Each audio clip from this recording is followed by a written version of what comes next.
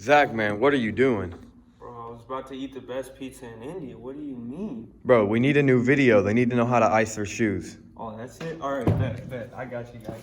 So all that you're gonna do, right? All that you're gonna do is you're gonna take some tape and you're gonna put it around the pods.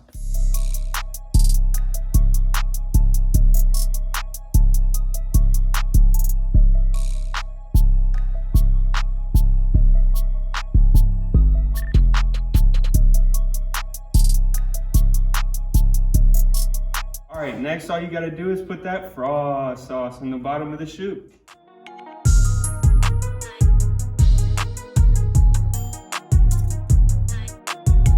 All right, BBK, last step. All you gotta do is put some saran wrap on the bottom of the shoe and put it out in the sun.